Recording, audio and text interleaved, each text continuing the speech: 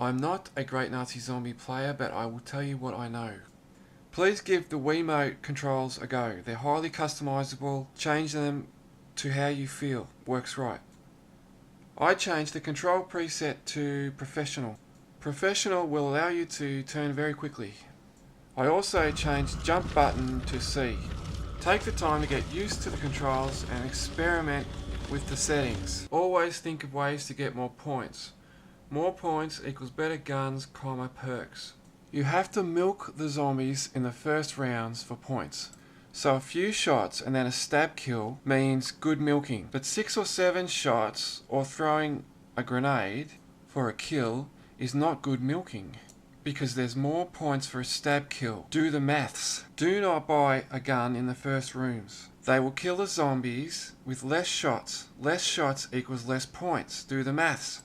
The guns in these first rooms will not allow you to milk efficiently, are a waste of money, and will be useless in later rounds anyway. By round 3, the Nazis will come hard and heavy. Your handgun will start to have little effect on them. If a ×2 or a max ammo is picked up, use your handgun freely. You'll be picking up double points for each shot that hits a zombie, and with a max ammo you'll have heaps of bullets, so you've got to use them up and grab the points. At the window, try to keep pressing A to fix barrier. Remember that you can shoot and press A at the same time. If it gets to a point where there are 2 or more zombies right at the window with only a few boards remaining, it's probably time to step back and throw a grenade. I've mashed up some video of how to approach throwing a grenade in the different windows.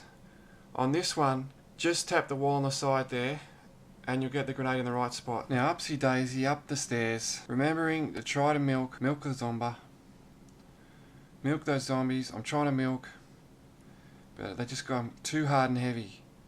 Now throw the bomb just at the front of the door and try to make it explode just as they're coming out.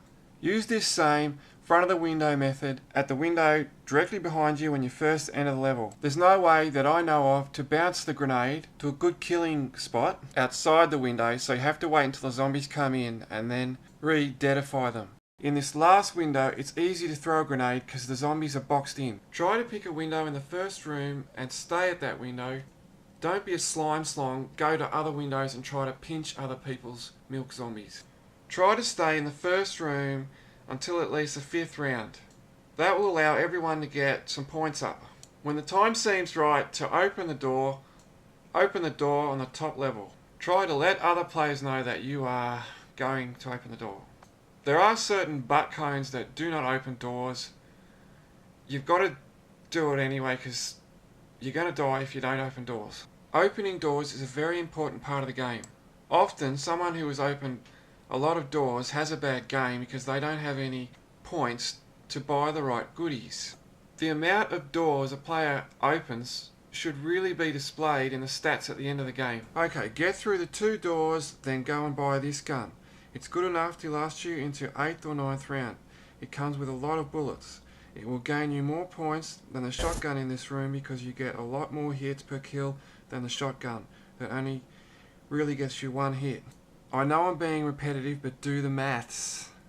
I have seen some players shoot the zombies a little in this room, then stab to get more points. I have tried this, but quite often die. Only real skilled players should use this tactic. Don't be a butt cone.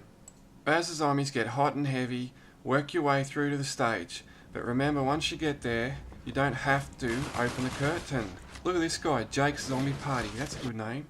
Try to hold out opening the stage curtain. At this point, behind the stage, there's only really 2 windows and 1 door that you have to defend.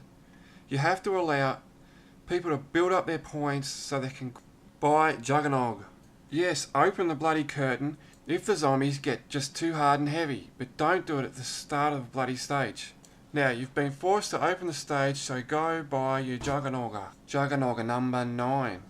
It will allow you to take a lot more hits from the zombies. It's a very important perko up, the most important in the game. If you're having a good game, you should then buy the knife near the Juggernog. It will allow you to kill the zombies with 1 stab until about round 10. Which means you can start milking again. Milk those zombies. You can see on screen now that I've changed my stance. Get used to doing that and use it in the game when you can. Try to shoot the zombies a little and then stab, while always being aware of what is behind you, keeping your eye out. Now on screen I'm using the here we go around the mulberry bush technique. In the later levels some players will just camp where the juggernog and the knife is, together as a group, and just basically sit on their butts and shoot from there, like little toy dogs. Now you can be a bloody toy dog and sit there, or get out and about like a terrier, on the stage, mark your territory in every room in the game, have a blast. So on the stage just be aware of what's behind you, find good places to use your grenade and remember that they bounce, and estimate where they land. Sometimes you might do a figure of 8 and arc off the stage, always come back onto the stage, not on the side that the transporter is, the other side where the curtain is. You've got to think on the run, leave the stage when you have to. You've got to use your touch or feel, use your terrier jive. That's the here we go around the mulberry bush way. When you're getting up near stage 9 or 10, I usually buy this weapon. Upgraded with Pack-a-Punch, the machine you will find in the projection room, I think this weapon is on a par with the standard ray gun. Remembering that you can buy ammunition for an upgraded gun, although that does cost 4,500 points. Now on screen I'm going to show you how to do the merry-go-round, the Wolven trick. I don't think you could achieve this as easy if you're not using the Wiimote controls. Wolvens can only attack with their mouths. They cannot flay arms around like the zombies or turn as fast as the zombies, and you can exploit this by running rings around them. Just keep an eye on what I'm doing and you'll get my jive. I'm going to wrap this guide up soon, but just mention a couple of things first and I'll leave the Wolven footage running while I'm doing that. I hadn't mentioned that in the early stages, if you get hit, you see a red bar come up. You've got to wait a few seconds after that bar disappears before you jump back into milking, because you're actually still vulnerable for a little while even though the bar has disappeared. Just delay opening doors until the zombies get too hot and heavy. If someone goes down in the early rounds, just go straight to them and try to revive. Don't wait. If you've got zombies at your door, quickly throw a grenade first. I don't really know how to use the explosives on the stage very well. I know that if you do use them, they respawn like the grenades at the end of every round, so they're probably a good thing to learn how to use, but I'm not familiar with them enough yet.